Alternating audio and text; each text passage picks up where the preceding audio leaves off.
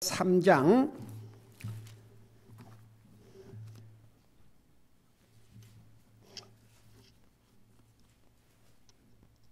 우리 2절에서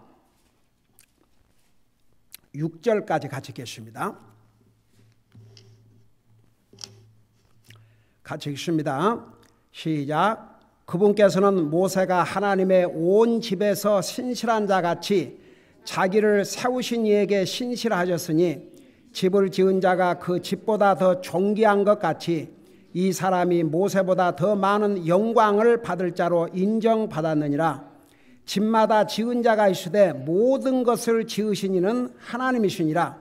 또 모세는 참으로 나중에 말하게 될 그것들을 증언하기 위해 그분의 온 집에서 종으로서 신실하였으되 그리스도께서는 자신의 집을 다스리는 아들로서 신실하셨으니 우리가 소망의 확신과 기쁨을 끝까지 굳게 붙들면 우리가 그분의 집이니라. 아멘. 앉으시 바랍니다. 이 히브리서는 정말 우리 모든 그리스도인들이 알아야 될 중요한 어마어마한 교리들이 이 히브리서 한 권에 들어 있습니다.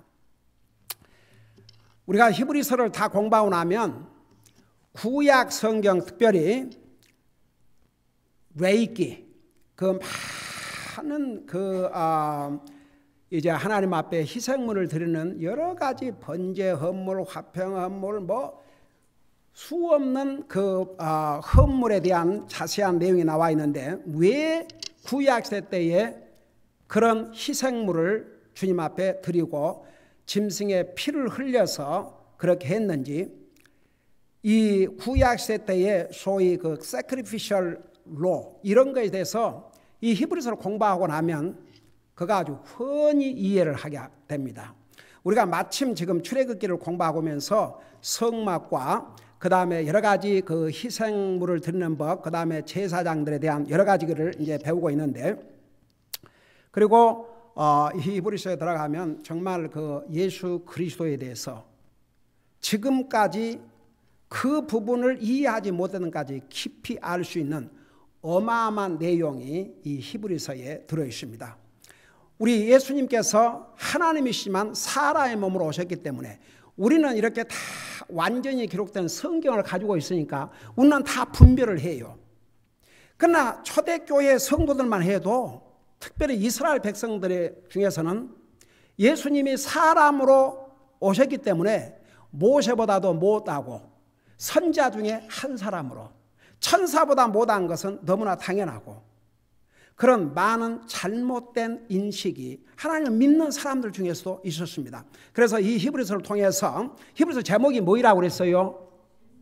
예수 그리스도를 바라보자. 그러니까 총 제목이 이제 예수님이에요. 물론 성경 전체의 제목이 예수님이지만 구약 성경은 이 땅에 오실 예수님을 미리 예언해 주셨고, 신약 성경은 오신 예수님을 이제 보여주는 신구약 성경이 다 예수님에 관한 책이지만 특별히 이 히브리서에서는 예수님에 대해서 이렇게 자세하게 설명하고 있는데, 예수님이 사람의 모습으로 오셨지만 선지자와는 비교할 수 없이 훨씬 뛰어난 분이요, 또 사람의 모습으로 오셨지만 하나님께서 현재는 사람을 천사보다 조금 못하게 하셨기 때문에 예수님이 사람의 모습으로 오셨으니까 천사보다 못한 분으로 생각했지만 왜 사람의 모습으로 오셨어도 천사보다 훨씬 뛰어나신 분인가 우리가 자세하게 배웠죠. 그 다음에 이제 모세, 이스라엘 백성들에게는 이제 아브라함 그런 말할 것도 없고 자기들의 육신의 조상이니까. 그러나 모세 하면 여러분 예수님께서 오셨을 때 발생들이 뭐라 하십니까?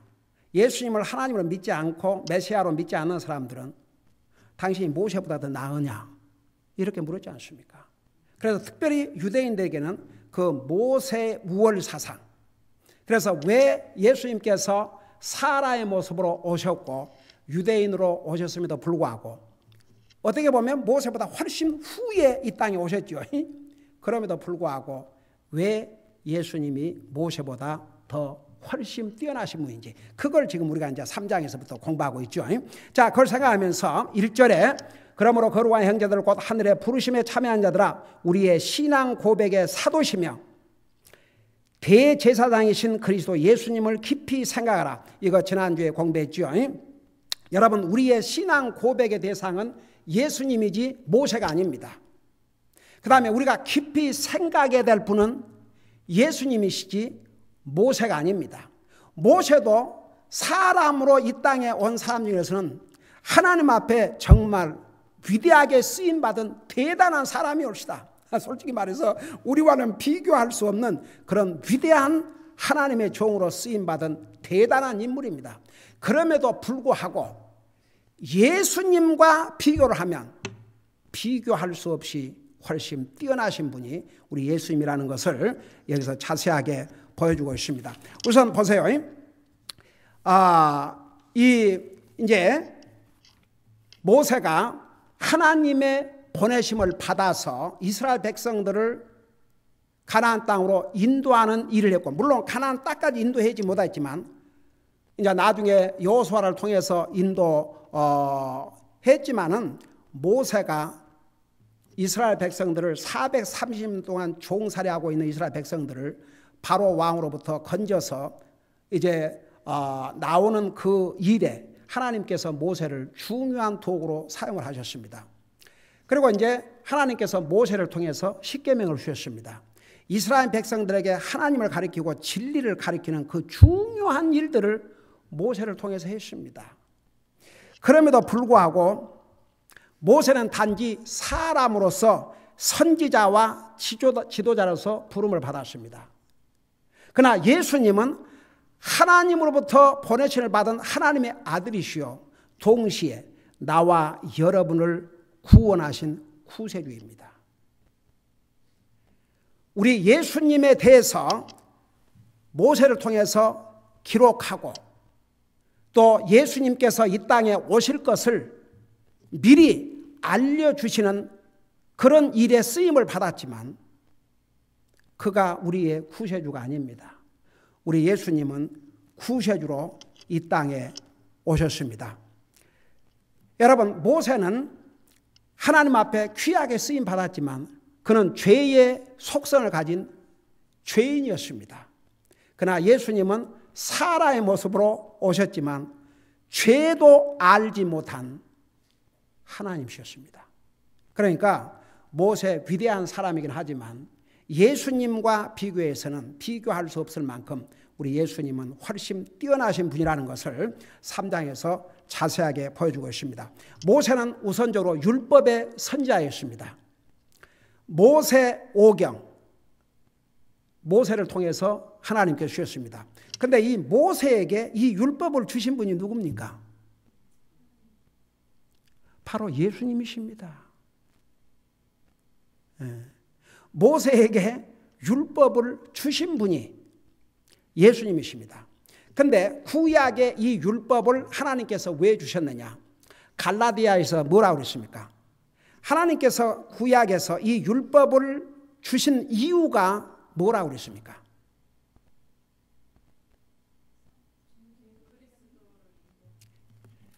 하나님께서 우리에게 율법을 주실 때 그 율법을 우리가 다 지킬 걸 아시고 주신 게 아닙니다. 우리는 그 율법을 지킬 수 없다는 거 하나님이 아셨습니다. 그래서 그 율법을 통해서 나는 도저히, 그러니까 율법을 통해서 두 가지를 하셨어요.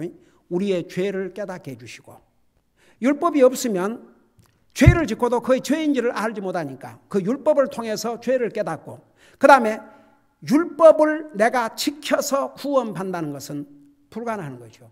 여러분, 그게 하나님의 기준에서 볼 때 가능합니까? 가령 예를 들어서 십계명에 의하면 살인하지 말라고 그랬지만 하나님의 기준으로 그걸 확대해서 보면 사람을 미워하는 자는 살인자라고 그랬습니다. 여러분, 이 세상에 한 사람이라도 율법을 지켜서 구원받을 수 있다면 예수님이 이 땅에 오실 필요가 없었죠. 그래서 율법은 우리에게 죄를 깨닫게 해주고, 두 번째는 우리는 율법을 지킬 수가 없습니다. 그래서 예수님이 필요합니다. 그래서 우리를 예수님에게로 인도하는 가정교사 역할을 했다고 그랬습니다. 자, 옛날에 자세하게 설명을 했어요. 근데 이제 우선적으로 이 율법을 하나님께서 누구를 통해서 했냐면 모세를 통해서 있었습니다. 그래서 모세는 율법을 주신 선자로 그렇게 다 알고 있습니다. 근데 예수님은 물론 그 율법을 모세를 통해서 주셨지만 그 율법의 완성자가 누굽니까? 예수님은 율법의 완성자라고 그랬습니다. 그래서 예수님께서 결국은 우리 사람이 지킬 수 없는 율법을 완성시키시기 위해서 이 땅에 오셨습니다. 그래서 우리 예수님이 이 땅에 오셨을 때 여러분 뭐라는 줄 아십니까? 여러분 잠깐 요한복음 1장 17절을 보세요. 요한복음 1장 17절.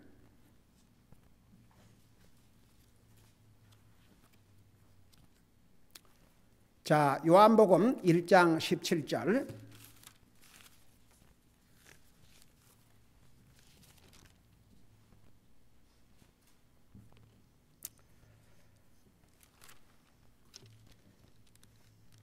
(17절에) 보니까 여러분 찾았어요? 자, 우리 같이 한번 읽어봐요. 시작. 이는 율법은 모세를 통해 주셨으되 은혜와 진리는 예수 그리스도를 통해 왔기 때문이라. 그러니까 모세는 율법을 대표했다면 예수님은 은혜와 진리를 대표했습니다. 여러분 은혜가 뭡니까? 은혜가 뭐라고 했어요? 받으라. 갑자기 물어보니까 그 쉬운 것을 얼른 대답을 못하네. 대답했네 이제. 아멘. 은혜는 받을 자격이 없는 사람의 필요를 공급해 준 게 은혜입니다.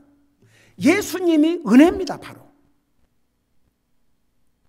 그 은혜를 우리의 힘으로 우리의 노력으로 우리가 율법을 지킴으로 구원받을 수 없는 우리에게 가장 필요한 게 하나님의 은혜입니다. 그 은혜를 주시기 위해서 오신 분이 바로 예수님이십니다. 그래서 여기에 은혜와 진리는, 그리고 예수님이 진리올시다. 예수님께서 뭐라 하십니까? 나는 길이요 진리요 생명이니 나로 말미암지 않고는 그랬어요. 아버지 앞에 갈 수가 없다. 그러니까 예수님은 은혜와 진리입니다. 모세는 분명히 율법을 우리에게 준 선지자로 쓰임을 받았습니다. 그러나 그 율법을 완성하신 분이 누구냐? 예수님이십니다. 여러분 보세요. 하나님은 공의로우신 하나님인데 과연 우리가 율법을 어기고 하늘나라를 갈 수 있을 것 같습니까? 율법을 어기고 하나님 앞에 갈 수 없습니다. 근데 그 율법을 완성시킬 수 있는 방법이 하나가 있습니다. 그게 뭡니까? 바로 예수 그리스도를 통해서입니다. 여러분 보세요.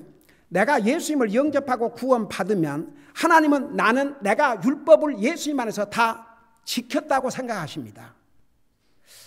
이거 감사해요, 안 감사해요? 예수님 때문에 우리가 다 율법을 지키는 자로 인정을 해주는 거죠.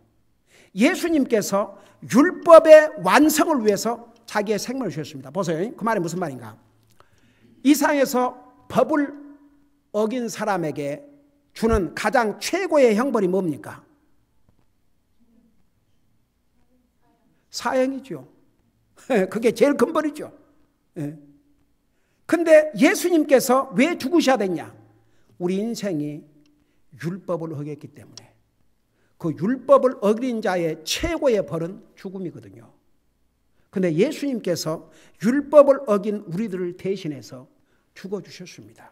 여러분, 죽은 사람은 아무리 일상에서 어떤 사람이, 어제 또 그 유튜브 헤드쿼터에서 또 여자가 아이고야 그냥 총격하다가 이 여자는 10번의 총격을 받아갖고 죽었죠.